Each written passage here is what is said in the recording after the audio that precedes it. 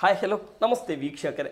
ಇಂದು ಧಾರವಾಡ ಜಿಲ್ಲೆ ಧಾರವಾಡ ಲೋಕಸಭಾ ಕ್ಷೇತ್ರ ವ್ಯಾಪ್ತಿಯಲ್ಲಿ ಬರುವಂಥ ಧಾರವಾಡ ಜಿಲ್ಲೆಯ ಧಾರವಾಡ ತಾಲೂಕಿನ ಧಾರವಾಡ 71ನೇ ವಿಧಾನಸಭಾ ಕ್ಷೇತ್ರದಲ್ಲಿ ನ್ಯೂಸ್ 43 ಇಂಡಿಯಾ ತಂಡ ಧಾರವಾಡ ಮಹಾನಗರ ಕಾರ್ಪೊರೇಷನ್ ವ್ಯಾಪ್ತಿಯಲ್ಲಿ ಭೇಟಿ ಮಾಡಲಾಗಿದೆ. ಭೇಟಿ ಮಾಡಿರ್ತಕ್ಕಂಥ ವಿಶೇಷತೆ, ಭೇಟಿ ಮಾಡಿರ್ತಕ್ಕಂಥ ಮೂಲ ಅಜೆಂಡಾ, ಅನೇಕ ವಿಚಾರಗಳ ಬಗ್ಗೆ ನ್ಯೂಸ್ 43 ಇಂಡಿಯಾದಿಂದ ನಾವು ಸಂದರ್ಶನ ಮಾಡ್ತಾ ಇರ್ತೀವಿ. ಆದರೆ ಇವತ್ತು ವಿಶೇಷ ಸಂದರ್ಶನ. ಈ ಸಂದರ್ಶನದ ಮೂಲ ಅಜೆಂಡಾ ಹೇಳೋದಕ್ಕಿಂತ ಈ ಸಂದರ್ಶನದ ಉದ್ದೇಶಗಳನ್ನು, ಕಾರಣಗಳನ್ನು ಈ ಸಂದರ್ಶಕ ರೂಪದಲ್ಲಿ ತಗೊಂಡು ಹೋಗುವಂಥ ಇವತ್ತು ಧಾರವಾಡ ಜಿಲ್ಲೆಯಲ್ಲಿ ಪ್ರತಿಷ್ಠವಾಗಿರ್ತಕ್ಕಂಥ ಮುರುಘಾಶ್ರೀ ಮಠದ ಗುರುಗಳಾಗಿರ್ತಕ್ಕಂಥ ಮತ್ತು ಈ ಮಠವನ್ನು ಅನೇಕ ರೀತಿಯಿಂದ ನಡೆಸ್ಕೊಂಡು ಹೋಗ್ತಾ ಇರುವಂಥ ಮತ್ತು ಗುರುಗಳಾದಂಥ ಶ್ರೀ ಮಲ್ಲಿಕಾರ್ಜುನ್ ಮಹಾಸ್ವಾಮೀಜಿ ಅವರನ್ನು ನಾನು ಭೇಟಿ ಮಾಡಲಿಕ್ಕೆ ಬಂದಿದ್ದೇನೆ. ಅವ್ರ ಜೊತೆ ಅವರ ಆರೋಗ್ಯದ ಬಗ್ಗೆ, ಈ ಮಠದ ಬಗ್ಗೆ, ಈ ಮಠವನ್ನು ಯಾವ ರೀತಿ ನಡೀತಾ ಇದೆ, ಯಾವ ರೀತಿ ನಡೆಸ್ಕೊಂಡು ಹೋಗ್ತಾ ಇದ್ದಾರೆ, ಇವೆಲ್ಲ ವಿಚಾರಗಳನ್ನು ಮತ್ತು ಆದರೆ ಈ ಜಾತ್ರೆ ಸಂದರ್ಭದಲ್ಲಿ ಅನೇಕ ಜನರ ಪರಸ್ತಗಳನ್ನು ಹಾಕ್ತಾ ಇರ್ತಾರೆ ಮತ್ತು ಅನೇಕ ಜನರಿಗೆ ಬಂದಂಥವರಿಗೆ ಇಲ್ಲಿ ಅವಕಾಶ ಇದೆ, ಎಲ್ಲ ರೀತಿಯ ಬಗ್ಗೆ ನಾನು ಕೇಳಿದ್ದೇನೆ. ಆದರೆ ಆ ಮಠದ ಗುರುಗಳನ್ನು ನಾನು ಭೇಟಿ ಮಾಡುವಂಥ ಪ್ರಯತ್ನ ಸುಮಾರು ವರ್ಷದಿಂದ ಪ್ರಯತ್ನ ಆಗಿತ್ತು. ಆದರೆ ಯಾವತ್ತೂ ಕೂಡ ಅವರಿಗೆ ಫೋನ್ ಸಂಪರ್ಕ ಮಾಡಿದ್ದಿಲ್ಲ. ನನ್ನ ಮನಸ್ಸಿನಲ್ಲಿ ನಾನು ಪ್ರಯತ್ನ ಪಡ್ತಾ ಇದ್ದೆ. ಆದರೆ ಆ ಪ್ರಯತ್ನಕ್ಕೆ ಇವತ್ತು ನನಗೆ ಪ್ರತಿಫಲ ಸಿಗ್ತಾ ಇದೆ. ಬನ್ನಿ ವೀಕ್ಷಕರೇ, ನಮ್ಮ ಜೊತೆ ಧಾರವಾಡಿನ ಮುರುಘಾ ಮಠದ ಶ್ರೀಗಳಾಗಿರ್ತಕ್ಕಂಥ ಶ್ರೀ ಮಲ್ಲಿಕಾರ್ಜುನ್ ಮಹಾಸ್ವಾಮೀಜಿಯವರಿದ್ದಾರೆ. ಅವ್ರ ಜೊತೆ ಮಾತನಾಡೋಣ, ಈ ಸಂದರ್ಶನ ಜರ್ನಿಯನ್ನು ಪ್ರಾರಂಭ ಮಾಡೋಣ. ಗುರುಗಳೇ ನಮಸ್ಕಾರ. ನಮಸ್ಕಾರ. ನಮಸ್ಕಾರ. ಶರಣಾರ್ಥಿ ಗುರುಗಳಿಗೆ ನ್ಯೂಸ್ 43 ಇಂಡಿಯಾ ಮತ್ತು ಈ ಮಾಧ್ಯಮದ ಕುಟುಂಬದ ಕಡೆಯಿಂದ ವಂದನಾ ಅರ್ಪಣೆ ಗುರುಗಳೇ ನಿಮಗೆ. ಗುರುಗಳೇ ಚೆನ್ನಾಗಿದ್ದೀರಾ? ಪರವಾಗಿಲ್ಲ. ಆರೋಗ್ಯ ಹೇಗಿದೆ ಗುರುಗಳೇ? ಭಾಳ ಚೆನ್ನಾಗಿದೆ. ಎಸ್ ಗುರುಗಳೇ ಕೇಳಬಾರ್ದು ಆದರೂ ಕೇಳ್ತಾ ಇದ್ದೇನೆ. ವಯಸ್ಸು ಎಷ್ಟು ಇರ್ಬೋದು ಗುರುಗಳೇ ನಿಮ್ಮಲ್ಲಿ? ಈಗ 73 ಪ್ರಾರಂಭ. 73 ಪ್ರಾರಂಭ. ಸರಿ ಗುರುಗಳೇ, ಈ ಮಠದಲ್ಲಿ ತಾವು ಕಾವಿ ಹಾಕ್ಕೊಂಡು ಎಷ್ಟು ವರ್ಷ ಆಯಿತು ಗುರುಗಳೇ? ಈ ಮಠಕ್ಕೆ ಬಂದು 15 ವರ್ಷ ಆಯಿತು. 15 ವರ್ಷ ಆಯಿತು. ಇದರಿಂದ ಮುಳುಗುಂದ, ಗದಗ ಜಿಲ್ಲಾ, ಗದಗ ತಾಲೂಕು ಮುಳುಗುಂದೊಳಗೆ ಬಾಲಲೀಲಾ ಮಹಾಂತ ಶಿವಯೋಗಿಗಳ ಮಠ ಅಂತದೆ. ಆ ಮಠಕ್ಕೆ ಸುಮಾರು ಒಂದು 35-40 ವರ್ಷದಿಂದನೂ ಅಲ್ಲಿ ಇದ್ವಿ. ಅಲ್ಲಿಂದ ಇಲ್ಲಿಗೆ ಬಂದ್ವಿ. ಸರಿ ಗುರುಗಳೇ, ಕಾವಿ ಹಾಕ್ಕೊಂಡು ಎಷ್ಟು ವರ್ಷ ಆಯಿತು ಗುರುಗಳೇ? ಕಾವಿ ಹಾಕ್ಕೊಂಡು ಸುಮಾರು 5 ವರ್ಷ ಆಯಿತು. 60-65 ವರ್ಷ ಆಯಿತು. ಸರಿ ಗುರು, ಕಾವಿ ಹಾಕ್ಕೊಳ್ಳೋಕ್ಕಿಂತ ಮುಂಚೆ ತಮ್ಮ ಜೀವನ, ತಾವು, ತಮ್ಮ ಕುಟುಂಬ, ತಮ್ಮ ಸಹೋದರರು ಸಹೋದರಿಯರು ಮತ್ತು ನಿಮ್ಮ ತಾಯಿ ಮತ್ತು ನಿಮ್ಮ ತಂದೆ, ಚಿಕ್ಕಪ್ಪ ದೊಡ್ಡಪ್ಪ, ಈ ಕುಟುಂಬ ಎಲ್ಲಿಂದ ಪ್ರಾರಂಭವಾಯಿತು? ನೀವು ನಿಮ್ಮ ಬಾಲ್ಯ ಜೀವನ ಹೆಂಗಿತ್ತು ಗುರುಗಳೇ? ಬಾಲ್ಯ ಜೀವನ ಚೆನ್ನಾಗೇ ಇತ್ತು. ನಮ್ಮದು ಜನ್ಮಸ್ಥಳ ಬಾಗಲಕೋಟೆ ಜಿಲ್ಲೆ ಬಾದಾಮಿ ತಾಲೂಕು ಕೆರೂರು. ಕೆರೂರೊಳಗೆ ಕನಕೇರಿ ಮಠ ಅಂತ. ತಂದೆಯವರು ಶಿವಸಂಗಯ್ಯ, ತಾಯಿ ರಾಚಮ್ಮ. ನಾವು ನಮ್ಮ ತಂದೆಯವರಿಗೆ 6 ಜನ ಗಂಡು ಮಕ್ಕಳು, ಒಬ್ಬಳೇ ಹೆಣ್ಮಗಳು. 6 ಜನ ಗಂಡು ಮಕ್ಕಳು, ಒಬ್ಬರೇ ಹೆಣ್ಮಗಳು. ಒಬ್ಬರೇ ಹೆಣ್ಮಗಳು. ಈಗಾಗಲೇ 4 ಜನ ಗಂಡು ಮಕ್ಕಳು ತೀರಿ ಹೋಗಿದ್ದಾರೆ. ಈಗಿಬ್ಬರು ಮಾತ್ರ ಅದೀವಿ. ನಾವೊಬ್ಬರು, ನಮ್ಮ ತಮ್ಮಂದಿರು ಒಬ್ಬರು ಅದಾರ, ಅಕ್ಕ ಅದಾಳ. ಅಂತಂಬರಲ್ಲಿ ನೀವು ಎಷ್ಟನೇ ಸ್ಥಾನದವರು? ಟೋಟಲಿ ನಿಮ್ಮ 7 ಜನರಲ್ಲಿ ನೀವು ಎಷ್ಟನೇ ಸ್ಥಾನದವರು ಗುರುಗಳೇ? ನಾವು 5ನೇ ಜನ. 5ನೇ ಜನ. 4ನೇ ಜನ. ನೀವು 4ನೇದವರು. ನಿಮ್ಗಿಂತ ಕೆಳಗಡೆ ತಮ್ಮ, ಅವ್ರಿಗಿಂತ ಕೆಳಗಡೆ ತಮ್ಮ, ಅವ್ರಿಗಿಂತ ಕೆಳಗಡೆ ನಿಮ್ಗಿಂತ ಬಿಟ್ಟರೆ 3 ಜನ ತಮ್ಮಂದರು. ಇಲ್ಲ, ಇಬ್ಬರು ತಮ್ಮಂದಿರು. ಇಬ್ಬರು ತಮ್ಮಂದಿರು, 3 ಮಂದಿ ಅಣ್ಣಂದರು, ಒಬ್ರು ಅಕ್ಕದವರು, ಒಬ್ಬಕ್ಕೆ ಅಕ್ಕ ನಮ್ಮ ಮೇಲೆ. ಎಸ್ ಗುರುಗಳೇ. ಸರಿ, ಅಲ್ಲಿ ಬಾಲ್ಯ ಜೀವನ ಹೆಂಗ್ ನಡೀತಿತ್ತು? ಈ ಮಠದ ಕಡೆ ಮತ್ತು ಕಾವಿ ಹಾಕೊಳ್ಳೋದಕ್ಕೆ ಯಾವ ರೀತಿ ವಿಚಾರ ಮಾಡ್ಕೊಂಡ್ರಿ? ನಾ ಒಂದು ಧರ್ಮದ ಕಡೆ ಹೋಗ್ಬೇಕಂತೇಳಿ, ಒಂದು ಸೇವೆ ಮಾಡ್ಬೇಕಂತೇಳಿ ಯಾವ ರೀತಿ ಯೋಚನೆ ಮಾಡಿದ್ರಿ ಗುರುಗಳೇ? ಅಲ್ಲಿ ಕೆರೂರೊಳಗೆ ಲೋಕಲ್ ವಿರಕ್ತ ಮಠ ಅಂತದೆ. ಆ ವಿರಕ್ತ ಮಠದ ಗುರುಗಳು ರಾಚೋಟೇಶ್ವರ ಸ್ವಾಮಿಗಳು ಅಂತ ಹೇಳಿ, ಅವರು ನಮ್ಮನ್ನು ನಮ್ಮ ತಂದೆಯವರಿಂದ ಪಡೆದು ನಮ್ಮನ್ನು ಈ ಮಠಕ್ಕೆ ಉತ್ತರಾಧಿಕಾರಿಯನ್ನಾಗಿ ಈ ಮಲ್ಲಿಕಾರ್ಜುನನ್ನು ನಾವು ಮಾಡ್ತೀವಿ, ನೀವು ನಮಗೆ ಕೊಡಬೇಕು ಅಂತ ನಮ್ಮ ತಂದೆಯವರನ್ನು ವಿರಕ್ತ ಮಠದ ಗುರುಗಳು ಕೇಳ್ಕೊಂಡ್ರು. ಒಪ್ಪಿ ನಮ್ಮ ತಂದೆಯವರು ಅವರಿಗೆ ಅರ್ಪಣೆ ಮಾಡಿದರು ನನ್ನನ್ನು. ಆಮೇಲೆ ನನ್ನನ್ನು ಓದಲಿಕ್ಕಂತ ತಿಳ್ಕೊಂಡು ಹೇಳಿ ಶಿವಯೋಗ ಮಂದಿರ ಬಾದಾಮಿ ತಾಲೂಕು ಬಾಗಲಕೋಟೆ ಜಿಲ್ಲೆ ಶಿವಯೋಗ ಮಂದಿರದೊಳಗೆ ಹಾನಗಲ್ ಕುಮಾರಸ್ವಾಮಿಗಳು ಸ್ಥಾಪಿಸಿರುವಂಥ ಶಿವಯೋಗ ಮಂದಿರ, ಅಲ್ಲೇ ಮಠಕ್ಕಾಗತಕ್ಕಂಥ ಸಾಧಕರ ಅಲ್ಲೇ ಅಧ್ಯಯನ ಮಾಡ್ತಿರ್ತಾರೆ. ಆ ಗುರುಕುಲಕ್ಕೆ ನನ್ನನ್ನು ಕಳಿಸ್ಕೊಟ್ರು, ನಿಮ್ಮನ್ನು ರವಾನೆ ಮಾಡಿದ್ರು. ಸರಿ, ಹೆಂಗೂ ಒಪ್ಪಿಕೊಂಡ್ರು? ನಿಮ್ಮ ತಂದೆಯವರು ಒಪ್ಪಿಕೊಂಡ್ರು, ನಿಮ್ಮ ತಾಯಿಯವರು ಮತ್ತೆ ನಿಮ್ಮ ಸಹೋದರಿಯವರು ಯಾವ ರೀತಿ ಒಪ್ಕೊಂಡ್ರು? ನಮ್ಮ ಗುರುಗಳು ಕೇಳಿದರು, ಗುರುಗಳ ಆಜ್ಞೆ, ನಿನಗೆ ಸುಮಾರು 6 ಜನ ಗಂಡು ಮಕ್ಕಳು ಅದಾರಪ್ಪ, ಆ ಸಂಬಂಧ ಆಗಬೇಕು. ನಮ್ಮ ಗುರುಗಳಿಗೂ ನಮ್ಮ ತಂದೆಯವರಿಗೂ ಒಂದು ಸಂಬಂಧ, ರಕ್ತ ಸಂಬಂಧ ಇತ್ತು. ಆ ನಾತೆಯಿಂದ ನಿನಗೆ ಆ ನಂಟಿನಿಂದ ನಂಟಿನಿಂದ 5 ಜನ ಅದಾರ ಉಳಿತಾರೆ. ನಿನಗೆ ಒಬ್ಬರನ್ನ ಧರ್ಮ ಪ್ರಸಾರಕ್ಕೆ ನೀನು ಅರ್ಪಣೆ ಮಾಡು, ಮಠಕ್ಕೆ ತ್ಯಾಗ ಮಾಡು. ಯಾರ್ಯಾರೋ ಏನೇನೋ ತ್ಯಾಗ ಮಾಡ್ತಾರೆ, ನೀವು ಮಗನನ್ನು ತ್ಯಾಗ ಮಾಡಪ್ಪ ಅಂತ ಕೇಳಿದರು. ಒಂದು ಜೀವವನ್ನು ತ್ಯಾಗ ಮಾಡು ಕೊಟ್ಟರು ಅವರು. ಆಮೇಲೆ ಶಿವ ಮಂದಿರಕ್ಕೆ ನನ್ನನ್ನು ಕಳಿಸ್ಕೊಟ್ರು ಓದಲಿಕ್ಕೆ. ಸರಿ, ಓದಲಿಕ್ಕೆ ಪುರಾತನದ ಪೂರ್ಣ ಕಂಪ್ಲೀಟ್ ಮಾಡಿದ್ರಿ, ಅಲ್ಲಿಂದ ಮಠಕ್ಕೆ ಬಂದ್ರಿ. ಅಲ್ಲಿಂದ ಹೆಂಗೆ ಚಾಲು ಆಯಿತು ನಿಮ್ಮ ಜೀವನ? ಶಿವಯೋಗ ಮಂದಿರದಲ್ಲಿ ಇದ್ದಲ್ಲಿನೇ ನಮಗೆ ಕಾವಿ ಹಾಕಿದರು. ಮೊದಲು ಬಿಳೆ ಬಟ್ಟೆ ಹಾಕಿದರು, ಆಮೇಲೆ ಕಾವಿ ಬಟ್ಟೆ ಹಾಕಿದರು. ಅಲ್ಲಿ ಸುಮಾರು ವರ್ಷ. ಈ ಬಿಳೆ ಬಟ್ಟೆಗೆ ಈ ಕಾವಿಗೆ ಇರುವಂಥ ವ್ಯತ್ಯಾಸ ಏನು ಗುರುಗಳು? ಸಾಧಕಾವಸ್ಥೆಯಲ್ಲಿರುವಂಥ ವ್ಯತ್ಯಾಸ. ಮೊದಲೇ ಭಾಗದಲ್ಲಿ ಆರ್ಯರು ಅಂತ ಕರೀತಾರೆ, ಆಮೇಲೆ ಸಾಧಕರಂತ ಕರೀತಾರೆ, ಆಮೇಲೆ ಸಂಸ್ಕಾರ ಹೊಂದಿದ ಮೇಲೆ ಮಠಾಧೀಶರು ಸ್ವಾಮಿಗಳು ಅಂತ ಕರೀತಾರೆ. ನಾನು ಅಲ್ಲಿ ಶಿವಯೋಗ ಮಂದಿರದೊಳಗೆ ಇದ್ದು ಆಮೇಲೆ ಇದಕ್ಕೆ ಗದಗದೊಳಗೆ ವೀರೇಶ್ವರ ಪುಣ್ಯಾಶ್ರಮ ಅಂತದೆ, ಪುಟ್ಟರಾಜ ಗವಾಯಿಗಳವರ ವೀರೇಶ್ವರ ಪುಣ್ಯಾಶ್ರಮ. ಅಲ್ಲಿ ಒಂದಿಷ್ಟು ಸಂಗೀತವನ್ನು ಅಧ್ಯಯನ ಮಾಡೋದಕ್ಕಾಗಿ ಅಲ್ಲಿ ಬಂದೆ. ಅಲ್ಲಿ ಸುಮಾರು 1.5 ವರ್ಷ ಇದ್ದು ಆಮೇಲೆ ಮುಂಡ್ರಗಿ ಒಳಗೆ ಜಗದ್ಗುರು ಅನ್ನದಾನೇಶ್ವರ ಸಂಸ್ಥಾನ ಮಠ ಅಂತದೆ.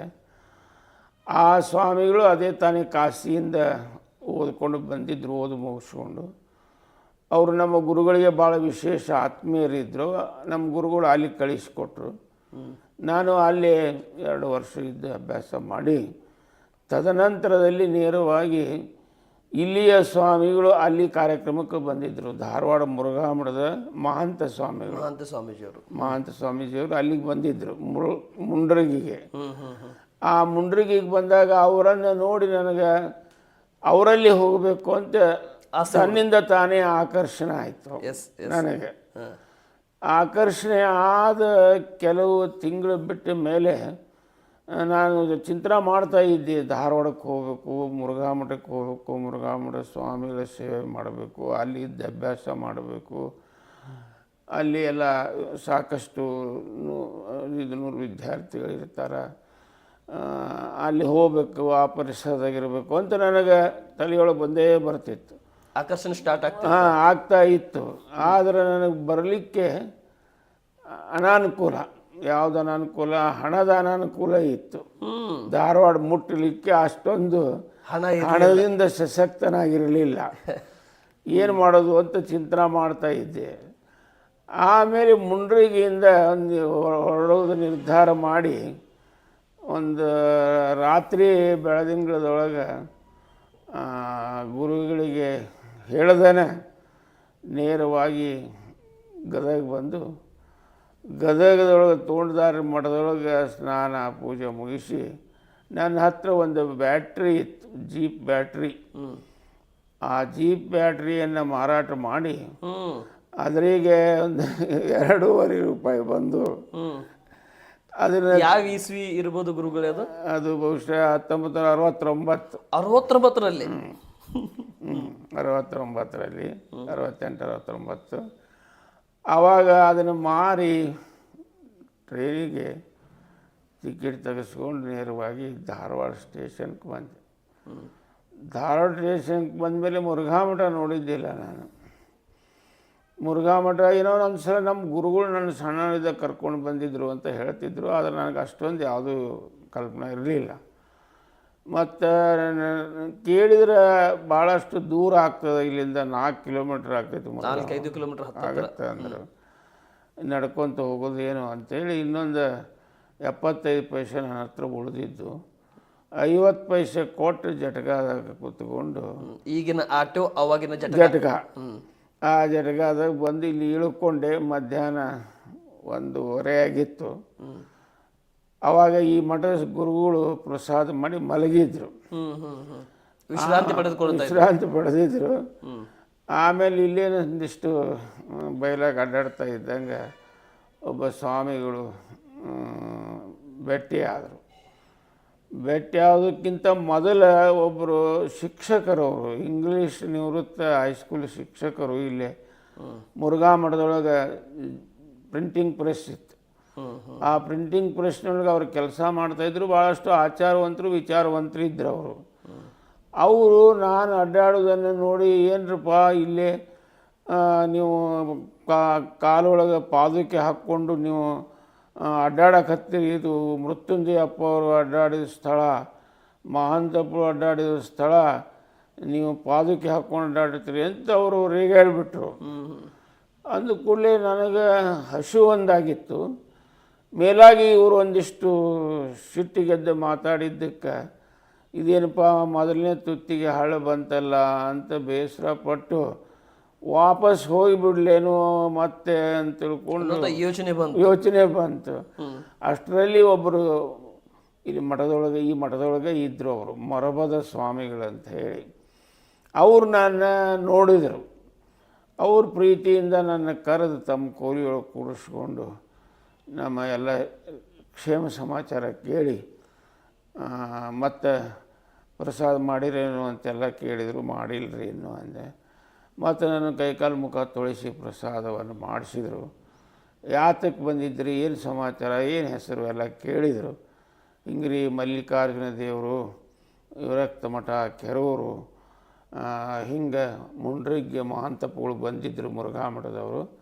ಅವರು ನೋಡಿದಾಗಿಂದ ನನಗೆ ಈ ಮುರುಘಾ ಮಠಕ್ಕೆ ಹೋಗ್ಬೇಕು ಅಂತ ಇಚ್ಛೆ ಆಯಿತು. ಅದಕ್ಕೆ ಇಲ್ಲೇ ವಿದ್ಯಾಭ್ಯಾಸ, ಅವರ ಸೇವೆ ಮಾಡಬೇಕಂತ ಬಂದೀನಿ ಅಂತ ಅವ್ರಿಗೆ ಹೇಳಿಕೊಂಡಾಗ, ಸರಿ ಆಯಿತು, ಒಳ್ಳೆಯದಾಯಿತು, ಮಲ್ಲಿಗಾರ ಸ್ವಾಮೀಜಿಯವರು ಅವರು ಎದ್ದ ಮೇಲೆ ನಿಮ್ಮನ್ನು ಭೇಟಿ ಮಾಡಿಸ್ತೀನಿ ಅಂತ ಅಂದರು. ಆವಾಗ ಸುಮಾರು ನನಗೆ 15 ವರ್ಷ. ಆ ಸಮಯದಾಗ ನನಗೆ ಆಯಿತು ಅಂಥೇಳಿ ಅವ್ರ ರೂಮ್ನೊಳಗೆ ಕೂತ್ಕೊಂಡೆ. ಕುಳಿತ ಮೇಲೆ ಮತ್ತು 4 ಗಂಟೆ ಆಯಿತು, ಸ್ವಾಮೀಜಿಯವ್ರಿಗೆ ಎದ್ದರು. ಆಮೇಲೆ ಆ ಮೊರಬದ ಸ್ವಾಮಿಗಳು ಮುರುಘಾ ಮಠದ ಒಡೆಯರಾಗಿರುವಂಥ ಮಹಂತ ಸ್ವಾಮಿಗಳ ಹತ್ತಿರ ನನಗೆ ಕರ್ಕೊಂಡು ಬಂದರು, ಭೇಟಿ ಮಾಡಿಸಿದ್ರು. ನಾನು ಬಂದು ದೀರ್ಘದ ನಮಸ್ಕಾರ ಹಾಕಿ ನಿಂತುಕೊಂಡೆ. ಕೂಡ್ರಿ, ಯಾವರು ದೇವರು ಹಾಗೆ ಅಂತ ಕೇಳಿದಾಗ, ಹಿಂಗ್ರಿ ಕೆರೂರು ವಿರಕ್ತ ಮಠದ ನಾನು ಮರದೇವರು ಅಂತ ನಾ ಹೇಳಿದೆ. ಹೇಳಿದ ಕೂಡಲೇ ಎಲ್ಲೋ ನಿಮ್ಮನ್ನು ನೋಡ್ದಂಗೆ ಅನ್ನಿಸ್ತೈತಲ್ಲ ಅಂತ ಅವರು ಒಂದು ಕ್ಷಣ ಹಿಂಗೆ ಅಪ್ಪಣೆ ಮಾಡಿದರು. ಬುದ್ಧಿ, ತಾವು ಮುಂಡ್ರಿಗೆ ದಯಮಾಡಿಸಿದ್ರಿ, ಮುಂಡ್ರಿಗೆ ಅಲ್ಲಿ ತಮ್ಮನ್ನು ನಾನು ನೋಡಿದ್ದೆ, ನಿಮ್ಮನ್ನು ಕಾರ್ ಇಳಿದು ಕೂಡ ಕರ್ಕೊಂಡು ಹೋಗಿ ಉಚಿತ ಆಸನದ ಮೇಲೆ ಕೂಡಿಸಿದ್ದೆ ನಾನು ಅಂತ ಅವ್ರಿಗೆ, ಹೌದು ಹೌದು ಈಗ ನನಗೆ ಜ್ಞಾಪಕ ಆಯಿತು ಅಂತ ಅವರು ಅಪ್ಪಣೆ ಮಾಡಿದರು. ಸರಿ ಆಯಿತು. ಮತ್ತು ಇಲ್ಲೇ ಧಾರವಾಡ ಮುರುಘಾ ಮಠಕ್ಕೆ ಬಂದಿರಿ, ಏನು ಸಮಾಚಾರ ಅಂತ ಕೇಳಿದರು. ಕೇಳಿದಾಗ ಮತ್ತು ಇಲ್ಲ, ನಾನು ಇಲ್ಲೇ ತಮ್ಮ ಸೇವೆ ಮತ್ತು ತಮ್ಮ ವಿದ್ಯಾಭ್ಯಾಸ ಮಾಡಿಕೊಂಡು ಇರುವಂಥ ನಮ್ಮ ಗುರುಗಳು ಇಲ್ಲಿ ಕಳಿಸಿಕೊಟ್ಟಾರ. ಯಾರು ಗುರುಗಳು? ಕೆರೂರು ವಿರಕ್ತ ಮಠದ ರಾಚೋಟ ಸ್ವಾಮಿಗಳು. ನಮ್ಗೆ ಗೊತ್ತು, ಪರಿಚಯ. ಮೇಲೆ ಇಲ್ಲಿ ಬರ್ತಾ ಇದ್ರು ಅವರು, ಒಂದೊಂದು ತಿಂಗಳು ಇರ್ತಿದ್ರು ಶ್ರಾವಣ ಮಾಸದಲ್ಲಿ. ಹೌದಾ ಅಂತಂದರು. ಹ್ಞೂನ್ರಪ್ಪ ಅಂತ ನಾ ಹೇಳಿದೆ. ಸರಿ, ಮತ್ತು ಅವ್ರೇನಾದ್ರು ಲೆಟ್ರ್ ಕೊಟ್ಟಾರೇನೋ ಅಂತ ಕೇಳಿದ್ರು ಅವರು. ಲೆಟ್ರ್ ಏನು ಕೊಟ್ಟಿಲ್ಲ ಅಂತ ನಾನು ಸುಳ್ಳು ಹೇಳಿದೆ. ಲೆಟ್ರ್ ಏನು ಕೊಟ್ಟಿಲ್ಲ, ನಾವು ಹೇಳ್ಯಾರ ಅಂತ ಹೇಳ್ರಿ, ಅವ್ರೇನು ಹೇಳಿದ್ದಿಲ್ಲ ನನಗೆ. ನೀವು ಸುಳ್ಳು ಹೇಳಿದ್ರಿ. ಹಾಂ, ನಾ ಇಲ್ಲಿ ಒಟ್ಟು ಆಶ್ರಯ ಪಡೆದುಕೊಳ್ಳಿಕ್ಕೆ ನೀವು ಆ ರೀತಿ ಹೇಳಿದ್ರಿ. ಸುಳ್ಳು ಹೇಳಿದೆ. ಇಲ್ಲ, ಅವರು ಇಟ್ಕೊಳ್ತಾರ, ನಮ್ಮ ಹೆಸರು ಹೇಳ್ರಿ ಅಂತ ಕಳಿಸ್ಕೊಟ್ಟಾರ್ರಿ. ಅದಕ್ಕೆ ಏನು ಲೆಟ್ರ್ ತಂದಿಲ್ಲ, ಅವ್ರು ಕೊಟ್ಟಿಲ್ಲ ಅಂತಂದೆ. ಆಯಿತು, ಒಳ್ಳೇದಾಯ್ತು, ಇರ್ರಿಪ್ಪ ಅಂತ ತಿಳ್ಕೊಂಡು ಅವರು ಒಪ್ಕೊಂಡು ನನಗೆ ಆಶ್ರಯ ಕೊಟ್ಟರು. ಅಲ್ಲಿಂದ 69ರಿಂದ ಸುಮಾರು 73ರವರೆಗೂ ನಾನು ಅವರ ಸೇವೆಯನ್ನು ಮಾಡಿದೆ. ಇಲ್ಲೇ ಪಂಡಿತ ನಾಗಭೂಷಣ ಶಾಸ್ತ್ರಿಗಳು ಅಂತಿದ್ದರು. ಅವರಿಗೆ ಪಾಠ ಪ್ರವಚನ ಅಭ್ಯಾಸ ಮಾಡಲಿಕ್ಕೆ ಅವರು ಹೇಳಿಸಿದರು. ಇದ್ದು ಭಾಳ ಚೆನ್ನಾಗಿ ಅವ್ರ ಕೃಪೆಗೆ ಪಾತ್ರ ಆಗಿ ಅವರ ಸಂತೋಷಕ್ಕೆ ನಾನು ಸದಾ ಋಣಿಯಾಗಿ 3-4 ವರ್ಷ ಇರ್ತಾ ಇದ್ದಂಗೆ ಮುಂದೆ ಚಿತ್ರದುರ್ಗದ ಮುರುಘಾ ಮಠದ ಜಗದ್ಗುರು ಮಲ್ಲಿಕಾರ್ಜುನ ಮುರುಘರಾಜೇಂದ್ರ ಸ್ವಾಮಿಗಳು ಇಲ್ಲಿಗೆ ಪ್ರತಿ ವರ್ಷ ಜಾತ್ರೆಗೆ ಬರ್ತಿದ್ರು. ಜಾತ್ರೆಗೆ ವರ್ಷ ಇಲ್ಲಿ ಬರ್ತಿದ್ದರು. ಬಂದಂಥ ಸಂದರ್ಭದಲ್ಲಿ ಅವರ ದರ್ಶನ ಭೇಟಿನೂ ನನಗಾಯಿತು. ಮುರುಘಾ ಮಠದ ಸ್ವಾಮೀಜಿಯವರು ನನ್ನ ಪರಿಚಯ ಮಾಡಿಸಿದ್ರು ಅವರಿಗೆ. ಅವರು ಇಲ್ಲ, ಮುಳುಗುಂದಕ್ಕೊಬ್ಬರು ಮಠಕ್ಕೆ, ಬಾಲ್ಯ ಮಾಂಸೋಳ ಮಠಕ್ಕೆ ಮರದೇವರು ಬೇಕಾಗಿದೆ, ಇವರು ಚೆನ್ನಾಗಿದ್ದಂಗೆ ಅದಾರೆ, ಲಕ್ಷಣವಾಗಿದ್ದಾರೆ, ಅದಕ್ಕೆ ನೀವು ಒಪ್ಪಿದ್ರು ಇವ್ರನ್ನ ಆ ಮಠಕ್ಕೆ ಮಾಡೋನೇನು ಅಂತ ಮುರುಘಾ ಮಠದ ಮಹಾಂತ ಸ್ವಾಮಿಗಳನ್ನು ವಿಚಾರಿಸಿದರು. ತಮ್ಮ ಅಪ್ಪಣೆ ಆದರೆ ಮಾಡೋಣ್ರಪ್ಪ, ಕಳಿಸೋಣ್ರಪ್ಪ ಅಂತ ಮುರುಘಾ ಮಠದವರು ಹೇಳಿದರು.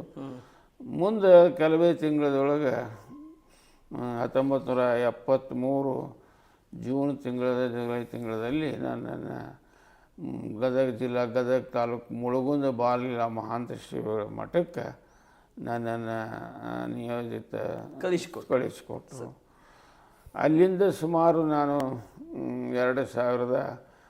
2010ರವರೆಗೂ ಆ ಮಠಕ್ಕೆ ಪೀಠಾಧಿಪತಿಯಾಗಿ ಉತ್ತರಾಧಿಕಾರಿಯಾಗಿ ಅಲ್ಲೇ ಉಳಿದೆ. 10 ದಿವಸ ಅಲ್ಲಿದ್ದರೆ 20 ದಿವಸ ಇಲ್ಲೇ ಇರ್ತಿದ್ದೆ.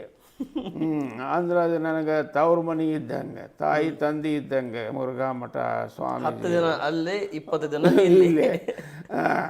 ಇವರು ನನ್ನನ್ನು ಕರ್ಕೊಂಡು ಪ್ರವಾಸದಾಗ ಕರ್ಕೊಂಡು ಹೋಗ್ತಿದ್ರು, ಸೇವಾದಾಗ ಕರ್ಕೊಂಡು ಹೋಗ್ತಿದ್ರು. ಹೀಗಾಗಿ ಹೆಚ್ಚು ಇಲ್ಲೇ ಇರ್ತಿದ್ದೆ. ಮತ್ತು ಅಲ್ಲಿ ಇದ್ದುಕೊಂಡು ಈ ಮುರುಘಾ ಮಠದ ಶ್ರೀಗಳ ಅಲ್ಲಿ ಒಂದು ಹೈಸ್ಕೂಲ್ ಮಾಡಿದರು, ಇಲ್ಲಿ ಮುಳುಗುಂದೊಳಗೆ ಮಾಡಿದರು. ಅದು ಮಠದೊಳಗನ ನಡೀತಾ ಇತ್ತು. ಬರೀ 8th 9th ನಡೀತಾ ಇತ್ತು. ನಾವು ಹೋದ್ಮೇಲೆ ಮತ್ತೆ 10th ಪ್ರಾರಂಭ ಮಾಡಿದೆ. ಮತ್ತು ಮಠ ಗದ್ದಲಾಗತ್ತೆ ಅಂತ ತಿಳ್ಕೊಂಡು ಹೊಸ ಕಟ್ಟಡದ ಪ್ರಾರಂಭ ಮಾಡಿ ಅದಕ್ಕೊಂದು ಸ್ವರೂಪ ಮಾಡಿದ್ವಿ, ಅದಕ್ಕೊಂದು ಮದ್ದು. ಅಲ್ಲಿಂದ ಇಲ್ಲಿಗೆ ಯಾವಾಗ ಬಂದ್ರಿ? 2010ರಲ್ಲಿ ಈ ಮಠಕ್ಕೆ ಬಂದ್ರಿ. ಈ ಮಠಕ್ಕೆ ಬಂದ ಮೇಲೆ ಅಲ್ಲಿ ಉತ್ತರಾಧಿಕಾರಿ ಆಗಿದ್ರಿ. ಆ ಮಠಕ್ಕೆ ಯಾರನ್ನ ಬಿಟ್ಟು ಕೊಟ್ರಿ ಉತ್ತರಾಧಿಕಾರಿ? ಇನ್ನೂ ಯಾರನ್ನೂ ಬಿಟ್ಟು ಕೊಟ್ಟಿಲ್ಲ, ನಾನೇ ಹೋಗಿ ಬಂದು ಮಾಡ್ತೀನಿ. ನೀವೇ ಮಾಡ್ತೀರಿ? ನಾನು ವಾರದಾಗ 1 ದಿವಸ 2 ದಿವಸ ಹೋಗ್ತೀನಿ. ಅದೇ ಪ್ರತಿ ಅಮಾವಾಸ್ಯೆಗೊಮ್ಮೆ ಹೋಗ್ತೀನಿ. 2 ಕಡೆ ನೀವೇ ಇದೆ? ಸರಿ. ಒಂದೇ ಅಲ್ಲ, ಕೆರೂರು ರಕ್ತ ಮಠಕ್ಕೂ ನಾನೇ ನೀವೇ ಇದ್ದೀರಿ. ಇಲ್ಲಿನೂ ನೀವೇ. ಈ ಮುಳುಗುಂದ ಮಹಾಂತ ಶಿವ ಮಠಕ್ಕೂ ನಾನೇ, ಮುರುಘಾ ಮಠಕ್ಕೂ ನಾನೇ. ಇಲ್ಲಿ ಕುಂದಗೋಳ ತಾಲೂಕು ಧಾರವಾಡ ಜಿಲ್ಲಾ ಪಶುಪತಿಹಾಳ ಅಂತದ, ಅಲ್ಲಿ ಒಂದು ಬ್ರ್ಯಾಂಚ್ ಅದ, ಮುಳುಗುಂದದ ಬ್ರ್ಯಾಂಚ್ ಅದ. ಆ ಮಠ ಈ ಮಠಕ್ಕೆ ಸೇರಿದ್ದಿತ್ತದು. ಹಿಂದಿನ ಮಹಾಂತ ಸ್ವಾಮಿಗಳು ಇದು ನಿಮ್ಮ ಬ್ರ್ಯಾಂಚ್ ಮಠ ಮುಳುಗುಂದದ್ದು, ನೀವು ತೊಗೊಳ್ರಿ ಅಂತ ನನಗೆ ಅದನ್ನು ಉಲಾಯಿಸಿ ಬಿಟ್ಟು ಕೊಟ್ಟರು. ಆ ಮಠವನ್ನು ನಾನು ಕೊಡ್ತೇನೆ. ಆಮೇಲೆ ಬೆಂಗಳೂರೊಳಗೆ ಸರ್ಪಭೂಷಣ ಮಠ ಅಂತದ, ಮೆಜೆಸ್ಟಿಕ್ನೊಳಗೆ. ಆ ಸರ್ಪಭೂಷಣ ಮಠಕ್ಕೂ ನಾನು 1986ರಿಂದ ನಾನೇ ಅಲ್ಲಿ ಪೀಠಾಧಿಕಾರಿಯಾಗಿ ಅದೀನಿ. ನನ್ನ ವಿರುದ್ಧವಾಗಿ ಮತ್ತೊಬ್ಬ ಮರದೇವರು ಚಿತ್ರದುರ್ಗ ಸ್ವಾಮಿಗಳು ಮಾಡಿದ್ರು. ಈಗ ಅವ್ರಿಗೆ ನಮಗೆ ವ್ಯಾಜ್ಯ ನಡೀತಾ ಇದೆ, ಕೋರ್ಟ್ನೊಳಗೆ ಅದ, ಟ್ರಸ್ಟ್ ಅದೇ. ಆ ಮಠಕ್ಕೆ ಇನ್ನೂ ಮುಗಿದಿಲ್ಲ, ಕೆಳಗಿನ ಕೋರ್ಟ್ನೇ ನಮ್ಮ ಪರ ಆಗಿದೆ, ಜಿಲ್ಲಾ ಕೋರ್ಟ್ನಾಗ ಇವರೇ ಮಾಲಕರು ಅಂತ. ಆದರೆ ಈಗ ಹೈಕೋರ್ಟಿಗೆ ಅವರು ಅಪೀಲು ಮಾಡಿದ್ದಾರೆ, ಅಲ್ಲಿ ಕೇಸ್ ನಡೀತಾ ಇದೆ. ಸರಿ ಗುರುಗಳೇ, ಇಲ್ಲಿ ಬಂದ್ರಿ, ಇಲ್ಲಿ ಉತ್ತರಾಧಿಕಾರಿ ಆದ್ರಿ. ಹೌದು. ಈ ಮಠಕ್ಕೆ ಹೆಂಗೆ ನಡೀತಾ ಇದೆ ಈ ಮುಳುಗುಂದಿನ ಮಠ ಆಯಿತು, ಕೆರೂರಿನ ಮಠ ಆಯಿತು, ಆಮೇಲೆ ಮುಳುಗುಂದು ಮತ್ತು ಧಾರವಾಡ ಮುರುಘಾ ಮಠಕ್ಕೆ ನಂಟಾಗಿರ್ತಕ್ಕಂಥ ಪಶುಪತಿ ಹಾಲಿನ ಒಂದು ಬ್ರ್ಯಾಂಚ್ ಆಯಿತು. ವಿಶೇಷವಾಗಿ ನಿಮ್ಮನ್ನು ತವರು ಮನೆ ಬಿಡಲಾರ್ದಂಥ ಪರಿಸ್ಥಿತಿ ಮುರುಘಾ ಮಠ. ಅಲ್ಲಿ ಉತ್ತರಾಧಿಕಾರಿ ಆದರೂ ಕೂಡ 20 ದಿನ ಇಲ್ಲಿ 10 ದಿನ ಅಲ್ಲಿ, ನಾಮಕ್ಕೋಸ್ಕರ ಅಲ್ಲಿ ಪೂರ್ತಿ ಅಲ್ಲಿ ಶರೀರ ಅಷ್ಟೇ, ಆತ್ಮ ಪೂರ್ತಿ ಇಲ್ಲಿ, ಈ ರೀತಿ ಇದ್ದಂಥವರು ಈ ಮಠದಲ್ಲಿ ಈಗ ನೀವು ನಡೀತಾ ಇದ್ದೀರಿ. ನಿಮ್ಮ ಪುರಾಣಗಳನ್ನು, ನಿಮ್ಮ ವಚನಗಳನ್ನು ಮತ್ತು ನಿಮ್ಮ ಅಭ್ಯಾಸಗಳನ್ನು ಮತ್ತು ಇಲ್ಲಿ ಇದ್ದಿರ್ತಕ್ಕಂಥ ಶಿಕ್ಷಕರನ್ನು ತಾವು ಶಿಕ್ಷಣ ಕೊಡುವುದು ಮತ್ತು ಇಲ್ಲಿ ಬಂದಂಥವರಿಗೆ ಯಾವ ರೀತಿ ಈ ಮಠದ ಒಂದು ಪರಂಪರೆ ಇದೆ ಗುರುಗಳು? ಈ ಮಠದ ಅಲ್ಲಿ 1917ರಲ್ಲಿ ಮೃತ್ಯುಂಜಯ ಸ್ವಾಮಿಗಳು ಅಣ್ಣವರು ಈ ಮಠಕ್ಕೆ ಸ್ವಾಮಿಗಳಾಗಿ ಬಂದರು ದಾವಣಗೆರೆಯಿಂದ. ಅವರು ಇಲ್ಲೇ ಇಂಗಳ ಪ್ರಾರಂಭ ಆಗಿದ್ದು ಮಠ ಎಲ್ಲಿಂದ? ಇದು 300 ವರ್ಷದ ಇತಿಹಾಸ, 300 ವರ್ಷದ ಹಳೆ ಇತಿಹಾಸ. ಸರಿ, 17ರಿಂದ ಇದಕ್ಕೊಂದು ಕಾಯಕಲ್ಪ ದೊರೆಯಿತು. ಅವರು ಕೊಟ್ಟವರು ಮೃತ್ಯುಂಜಯ ಮಹಾಸ್ವಾಮಿಗಳು. ಅವರು ಇಲ್ಲೇ ಹುಬ್ಬಳ್ಳಿ ತಾಲೂಕು ಇಂಗಳಹಳ್ಳಿಯವರು. ಅವರು ಅಥಣಿ ಮುರುಗೇಂದ್ರ ಶಿಬಿಗಳಲ್ಲಿ ಸೇವಾ ಮಾಡಿ ಬೆಳೆದು ಬಂದಂಥವರು. ಅವರು ಮೊದಲು ಫಸ್ಟ್ ದಾವಣಗೆರೆ ವಿರಕ್ತ ಮಠಕ್ಕಿದ್ದರು. ದಾವಣಗೆರೆ ವಿರಕ್ತ ಮಠಕ್ಕೆ ಇದ್ದಾಗನ ಅವರು 1913ನೇ ಇಸ್ವಿಯಲ್ಲಿ ಬಸವ ಜಯಂತಿ ಆಚರಣೆಯನ್ನು ಪ್ರಾರಂಭ ಮಾಡಿದಂಥ ಪುಣ್ಯಾತ್ಮರು. ಮೊದಲ 1913ರಿಂದ ಬಸವ ಜಯಂತಿ ಅನ್ನೋದು ಇರಲಿಲ್ಲ ನಮ್ಮ ನಾಡಿನೊಳಗೆ, ಎಲ್ಲಿ ಇರಲಿಲ್ಲ. ಫಸ್ಟ್ ಮೊದಲನೇದಾಗಿ ಬಸವ ಜಯಂತಿಯನ್ನು ಹುಟ್ಟು ಹಾಕಿದವರು ಹರಡೇಕರ್ ಮಂಜಪ್ಪನವರು ಹಾಗೂ ಧಾರವಾಡ ಮುರುಘಾ ಮಠದ ಮೃತ್ಯುಂಜಯ ಸ್ವಾಮಿಗಳು. ಅಲ್ಲಿ ಕೆಲವು ವರ್ಷ ಅವರು ಇದ್ದು 1917ನೇ ಇಸ್ವಿಗೆ ಅಲ್ಲಿಂದ ಈ ಮುರುಘಾ ಮಠಕ್ಕೆ ಅಧಿಪತಿಗಳಾಗಿ ಬಂದರು. ಅದು ಇಲ್ಲಿಯ ಭಕ್ತರ ಅಪೇಕ್ಷೆ. ಚಿತ್ರದುರ್ಗದ ಜಯದೇವ ಸ್ವಾಮಿಗಳನ್ನವರು ಆ ಕಾಲದ ಸ್ವಾಮಿಗಳು ಇವರನ್ನು ಇಲ್ಲಿ ಕಳಿಸ್ಕೊಟ್ರು, ನೀವು ಆ ಮಠಕ್ಕೆ ಹೋಗ್ರಿ ಅಂತ ಹೇಳಿ. ಅವರು 16ರಲ್ಲಿ ಬಂದು 17ರಲ್ಲಿ ಇಲ್ಲಿ ಕರ್ನಾಟಕ ಕಾಲೇಜ್ ಸ್ಥಾಪನಾ ಆಯಿತು ಧಾರವಾಡದೊಳಗೆ. ಪ್ರಥಮ ಬಾರಿಗೆ ಕರ್ನಾಟಕ ಕಾಲೇಜ್ ಸ್ಥಾಪನೆ ಆದಮೇಲೆ ಹುಡುಗರು ಕೊರತೆ ಆಯಿತು. ಹುಡುಗರು ಕೊರತೆ ಆದಮೇಲೆ ಮತ್ತೆ ಆ ಕಾಲೇಜು ಪುನಃ ಹೊಂಟಿತು. ಆವಾಗ ಮೃತ್ಯುಂಜಯ ಸ್ವಾಮಿಗಳು ಇದನ್ನು ಬಿಟ್ಟು ಕೊಡಬಾರ್ದು ಅಂತ ಹೇಳಿ, ನಾವು ಹುಡುಗರನ್ನು ವ್ಯವಸ್ಥೆ ಮಾಡ್ತೀವಿ ಅಂತ ಹೇಳಿ ಇಲ್ಲೊಂದು ಜಗದ್ಗುರು ಮುರುಘರಾಜೇಂದ್ರ ಪ್ರಸಾದ್ ನಿಲಯ ಅಂತ ಅನ್ನೋದನ್ನು ಹುಟ್ಟು ಹಾಕಿ ಇದನ್ನು ಉದ್ಘಾಟನೆ ಮಾಡಿದ್ರು. ಅವತ್ತಿನಿಂದ ಇಲ್ಲಿ ಪ್ರಸಾದ್ ನಿಲಯ ಪ್ರಾರಂಭ ಆಗಿ ವಿದ್ಯಾರ್ಥಿಗಳು ಬರಲಿಕ್ಕೆ ಶುರು ಆದರು. ಸರಿ ಗುರುಗಳೇ, ಈ ಮಠದಲ್ಲಿ ಜಾತ್ಯತೀತವಾಗಿ ಅಂತಾರೆ, ಯಾವ ವಿಶೇಷತೆ ಗುರುಗಳೇ? ಇಲ್ಲಿ ನಮ್ಮ ಹಾಸ್ಟೆಲಿಗೆ ವಿದ್ಯಾರ್ಥಿಗಳನ್ನ ತಗೊಳ್ತೀವಲ್ಲ, ಮತ್ತು ಜಾತ್ಯತೀತನೇ ಅದು. ಮುಸ್ಲಿಮರನ್ನು ಬಿಟ್ಟು ಉಳಿದ ಎಲ್ಲ ಕೋಮಿನವರಿಗೆ ಇಲ್ಲಿ ಆಶ್ರಯ ಕೊಡ್ತಾರೆ ವಿದ್ಯಾರ್ಥಿಗಳಿಗೆ. ಸರಿ, ಹೀಗಾಗಿ ಜಾತ್ಯತೀತನ ಮಠ. ಸರಿ, ಈ ಮಠದಲ್ಲಿ ಬಸವ ಮತ್ತು ನಮ್ಮ ಹೊರಗಿಂದ ಬಂದಂಥವರಿಗೆ ಪ್ರಸಾದ, ಈ ದಾಸೋಹ ಮುಂಜಾನಿಂದ ಯಾವ್ಯಾವ ಟೈಮಿಗೆ ಇದೆ ಗುರುಗಳೇ? ದಾಸೋಹ ಬೆಳಗ್ಗೆ 8:00ವರೆಗಿನ ವಿದ್ಯಾರ್ಥಿಗಳಿಗೆ ಪ್ರಸಾದ ಪ್ರಾರಂಭ ಆಗ್ತದೆ. ಅವಾಗ ಪ್ರಾರಂಭ ಆದ ಪ್ರಸಾದ ರಾತ್ರಿ 11 ಗಂಟೆವರೆಗೂ ಪ್ರಸಾದ ಇರುತ್ತೆ. ಕಂಟಿನ್ಯೂ. ಇದರಲ್ಲಿ ಮಧ್ಯದಲ್ಲಿ ವಿರಾಮ ಇಲ್ಲ. ಯಾವಾಗಾದರೂ ಎಷ್ಟೊತ್ತಿನಾಗಾದರೂ ಬಂದವ್ರಿಗೆ ಪ್ರಸಾದ ಸಿಗುತ್ತೆ. ಇಂಥವರೇ ಬರ್ಬೇಕಂತ ಏನಾದರೂ ಏನಿಲ್ಲ. ಯಾರು ಮುರುಘಾ ಮಠಕ್ಕೆ ಬಂದು ಪ್ರಸಾದ ಮಾಡ್ತೀವಿ ಅಂತಂದ್ರೆ ಅವರೆಲ್ಲ ಮಾಡಿ ಹೋಗ್ಬೋದು. ಇದು ಅವತ್ತಿನಿಂದನೂ 1917ನೇ ಇಸ್ವಿಯಿಂದಲೂ ಇವತ್ತಿನವರೆಗೂ ಜಯಂತಿ ಪ್ರಾರಂಭ ಹುಟ್ಟು ಹಾಕದಾಗಿಂದ ಇಲ್ಲಿವರೆಗೂ ಆ ಬೆಂಕಿ ಆರಿಲ್ಲ. ದಾಸೋಹದ ಬೆಂಕಿ ಇವತ್ತಿನವರೆಗೂ ಆರಿಲ್ಲ. ಮತ್ತು ಇಲ್ಲಿ ಪ್ರತಿ ವರ್ಷ ಸುಮಾರು ಒಂದು 400ರಿಂದ 500 ವಿದ್ಯಾರ್ಥಿಗಳು ಆಶ್ರಯ ಪಡಿತಾರೆ ಉಚಿತವಾಗಿ. ಏನೋ ಅಲ್ಪ ಸ್ವಲ್ಪ ಅವರಿಂದ ದುಡ್ಡು ತಗೊತೀವಿ, ಮೇಂಟೆನೆನ್ಸ್ ಚಾರ್ಜ್ ಅಂತೇಳಿ. ಉಚಿತವಾಗಿಯೇ ಪ್ರಸಾದ. ಮತ್ತು 108 ವರ್ಷವಾಯಿತು 108 ವರ್ಷ ದಾಸೋಹವನ್ನು ಪ್ರಾರಂಭ 2018ರಲ್ಲಿ ಇದರ ಶತಮಾನೋತ್ಸವ ಆಯಿತು. ಭಾಳ ದೊಡ್ಡ ಪ್ರಮಾಣದಲ್ಲಿ ಆಯಿತು. 1 ತಿಂಗಳ ಕಾರ್ಯಕ್ರಮ ಮಾಡಿತು. ಇದಕ್ಕೊಂದು ಟ್ರಸ್ಟ್ ಇದೆ, ಮುರುಘರಾಜೇಂದ್ರ ಪ್ರಸಾದ್ ನಿಲಯದ ಟ್ರಸ್ಟ್. ಆ ಟ್ರಸ್ಟ್ನವರೆಲ್ಲ ನೋಡ್ಕೊತಾರೆ ಎಲ್ಲ. ಸರಿ ಗುರುಗಳೇ, ನಾನು ನಿಮ್ಮ ಆರೋಗ್ಯದ ಗಮನ ಇಟ್ಕೊಂಡು ಸಂದರ್ಶನ ವಿರಾಮ ಮಾಡಲಿಕ್ಕೆ ನನಗೆ ಇಷ್ಟ ಆಗ್ತಾ ಇಲ್ಲ. ಯಾಕಂದರೆ ನಿಮ್ಮ ಹತ್ರ ಅನೇಕ ವಿಷಯಗಳನ್ನು ತಿಳಿದುಕೊಳ್ಳಬೇಕು, ಅನೇಕ ವಿಷಯಗಳನ್ನು ತಿಳ್ಕೋಬೇಕು. ಭಾಳಷ್ಟು ದಿವಸದ ನಂತರ ಪ್ರಥಮ ಬಾರಿಗೆ ಮುರುಘಾಶ್ರೀ ಮಠಕ್ಕೆ ನಾನು ಭೇಟಿ ಕೊಟ್ಟಿದ್ದೇನೆ ಮತ್ತು ನನ್ನನ್ನು ನಂಬಿ ನೀವು ಅವಕಾಶ ಮಾಡಿಕೊಟ್ಟಿರಿ. ನಿಮ್ಮ ನೇತೃತ್ವದಲ್ಲಿ ಇಲ್ಲಿ ಕಮಿಟಿ ಆಗಿರಲಿ, ಇಲ್ಲಿಯ ದಾಸೋಗದ ಕಮಿಟಿ ಆಗಿರಲಿ, ಟ್ರಸ್ಟ್ ಆಗಿರಲಿ, ಶಿಕ್ಷಣ ಸಂಸ್ಥೆಯನ್ನಾಗಿರಲಿ, ಮತ್ತು ಇಲ್ಲಿಯ ಮಠಕ್ಕೆ ಭೇಟಿ ಮಾಡುವಂಥ ನಿರಾಸಕ್ತಿ ಇದ್ದಂಥವರಿಗೆ ಯಾವ ರೀತಿ ಅವರಿಗೆ ಧೈರ್ಯ ತುಂಬುವಂಥ ಕೆಲಸ ಆಗುತ್ತೆ ಇಲ್ಲಿ? ಅಲ್ಲೇ ಇಲ್ಲಿ ನಾವು ಆಶ್ರಯ ಕೊಡೋದು ಅಂದರೆ ಓದುವವ್ರಿಗೆ ಅಷ್ಟೇ ಆಶ್ರಯ ಕೊಡೋದು. ನಾವು ಉಳಿದವ್ರಿಗೇನು ನಾವು ಯಾವುದೂ ಆಶ್ರಯ ಕೊಡೋಂಗಿಲ್ಲ. ಯಾರು ಬಂದವ್ರಿಗೆ ಪ್ರಸಾದ ತೊಗೊಂಡು ಹೋಗ್ರಪ್ಪ ಅಂತ ಹೇಳ್ತೀವಿ, ಇದ್ರೆ ಒಂದು ದಿವಸ 2 ದಿವಸ ಇದ್ದು ಹೋಗ್ರಪ್ಪ ಅಂತ ಹೇಳ್ತೀವಿ. ಇದನ್ನು ಬಿಟ್ಟರೆ ಶಾಶ್ವತವಾಗಿ ನೆಲೆ ಕೊಡೋದಿಲ್ಲ. ಮತ್ತು ಅವ್ರು ಯಾರು ದಯಾಮಯದಿಂದ ಬಂದವ್ರಿಗೆ ಧೈರ್ಯದ ಮಾತುಗಳನ್ನ ಹೇಳಿ ಇಲ್ಲಿ 2 ದಿವಸ ಇರ್ರಿ, ಶಾಂತಿ ತೊಗೊಳ್ರಿ, ಸಮಾಧಾನ ತೊಗೊಳ್ರಿ, ಪ್ರಸಾದ ತೊಗೊಳ್ರಿ, ದೇವ್ರು ನಿಮ್ಗೆ ಒಳ್ಳೇದು ಮಾಡ್ತಾನೆ, ಮೃತ್ಯುಂಜಯ ಪೂರ್ವ ಒಳ್ಳೇದು ಮಾಡ್ತಾರೆ ಅಂತ ಹೇಳಿ ಅವರಿಗೆ ಧೈರ್ಯ ತುಂಬಿ ಕಳಿಸ್ತೀವಿ. ಸರಿ ಗುರುಗಳೇ, ಮಠಕ್ಕೆ ರಾಜಕಾರಣಿಯವರು ಬಂದು ಭೇಟಿ ಮಾಡುವುದು, ಅತಿ ಹೆಚ್ಚು ಚುನಾವಣೆಯಲ್ಲಿ ನಮಗೆ ಲಾಭವಾಗಲಿ ಅಂತೇಳಿ ಅತಿ ಹೆಚ್ಚು ದೇಣಿಗೆಯನ್ನು ಕೊಡುವಂಥ ಪ್ರಯತ್ನ ಯಾರಾದರೂ ಮಾಡಿರ್ಬೋದಾ ಗುರುಗಳೇ? ದೇಣಿಗೆ ಯಾರು ರಾಜಕಾರಣಿಗಳಿನ ಮಠಕ್ಕೆ ಬಂದವರು ಯಾರು ಏನು ಕೊಡೋದಿಲ್ಲ. ಆದರೆ ಕೊಟ್ಟವರು ಅಂತಂದ್ರೆ ಬೊಮ್ಮಾಯಿ ಅವರು ಸರ್ಕಾರದ ಅನುದಾನದಲ್ಲಿ ಒಂದು 2 ಕೋಟಿ ರೂಪಾಯಿ ಕೊಟ್ಟಿದ್ದರು ಮಠಕ್ಕೆ ಕಟ್ಟಡಕ್ಕೋಸ್ಕರವಾಗಿ. ಯಡಿಯೂರಪ್ಪನವರು ಅವರು ಒಂದು 2 ಕೋಟಿ ಹಾಕಿದ್ರು. ಅವನ್ನ ಇಲ್ಲಿಯ ಕಟ್ಟಡಗಳ ನಿರ್ಮಾಣ ಮಾಡೋದಕ್ಕೆ ಅದನ್ನು ಬಳಸ್ಕೊಂಡು, ಇನ್ನು ಉಳಿದ ದೃಷ್ಟಿಯಿಂದ ಯಾರು ಬಂದವ್ರು ಏನೋ 500 ಕೊಟ್ಟೆ 1000 ಕೊಟ್ಟೆ ಅವ್ರ ಕೈಲಿ ಸುಮ್ಮ ಗೌರವ ಕಾಣಿಕೆ ಅಂತ ಕೊಟ್ಟು ಹೋಗ್ತಿರ್ತಾರೆ ಅಷ್ಟೇ. ಸರಿ ಗುರುಗಳು, ಅದು ದೊಡ್ಡ ಮೊತ್ತದಿಂದ ಬಂದದ್ದು ಅಂದರೆ ಇವು ಎರಡೇ ಇಲ್ಲಿವರೆಗೆ ಮತ್ತೆ ಯಾವುದೂ ಇಲ್ಲ.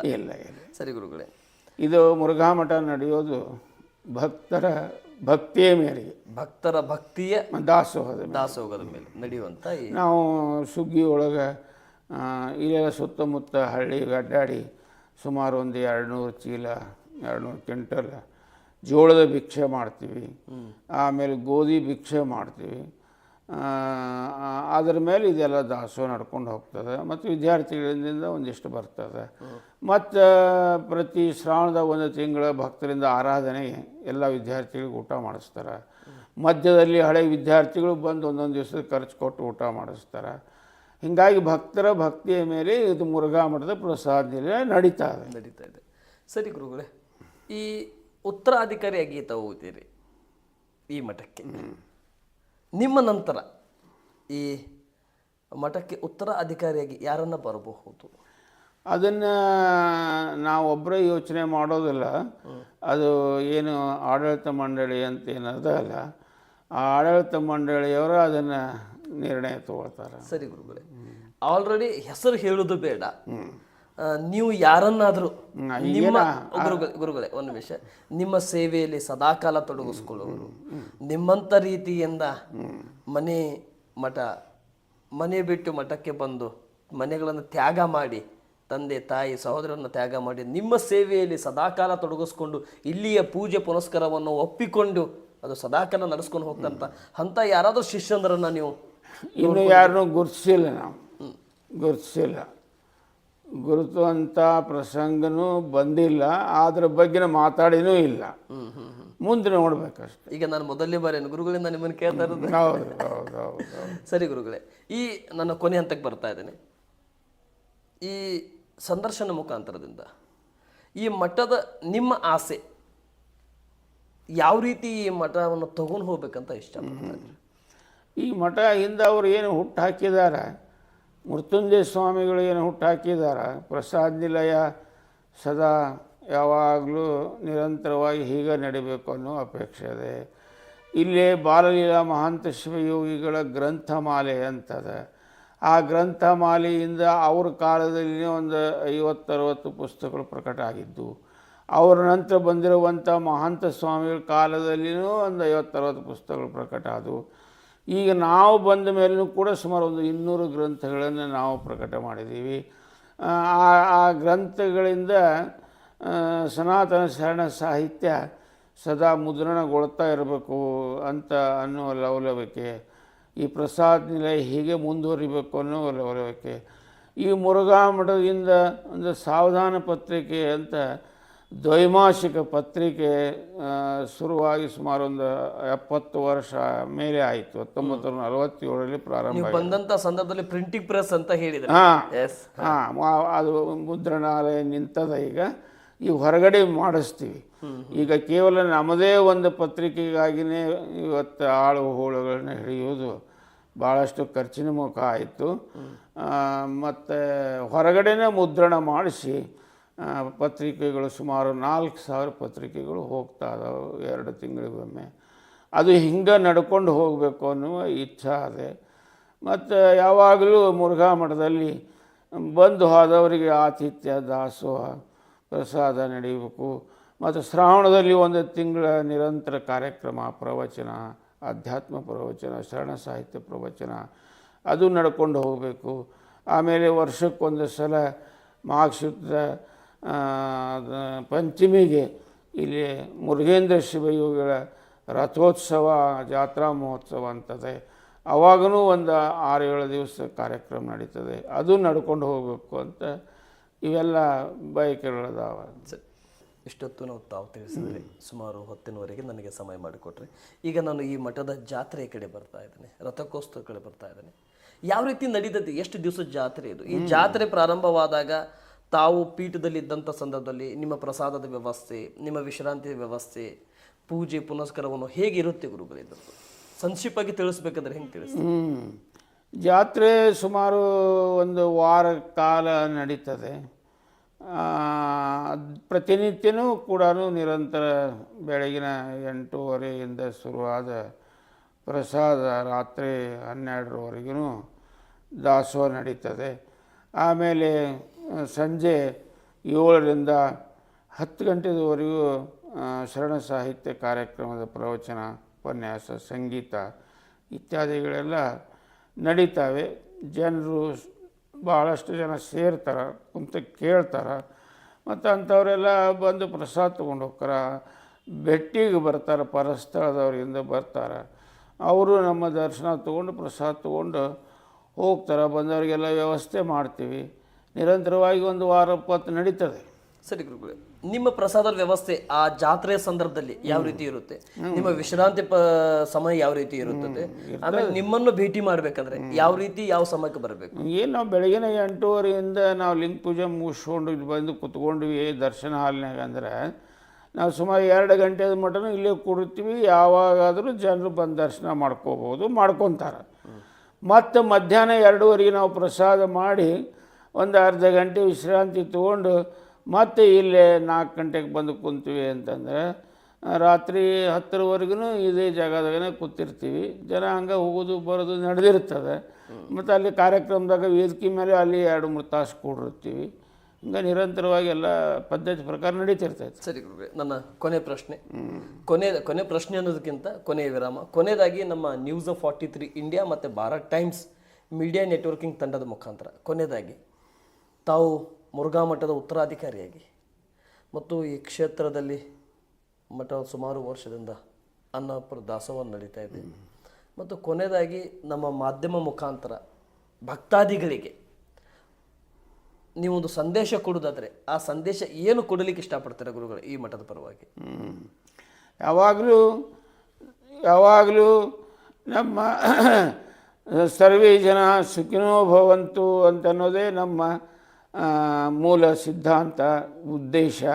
ಸರ್ವರಿಗೂ ಸುಖ ಆಗಬೇಕು, ಸರ್ವರು ಸಂತೋಷವಾಗಿರಬೇಕು, ಸರ್ವ ಸ್ಥಳಗಳಲ್ಲಿಯೂ ಮಳೆ ಆಗಬೇಕು, ಚೆನ್ನಾಗಿ ಬೆಳೆ ಬರಬೇಕು, ಎಲ್ಲರೂ ಆರೋಗ್ಯವಾಗಿರಬೇಕು.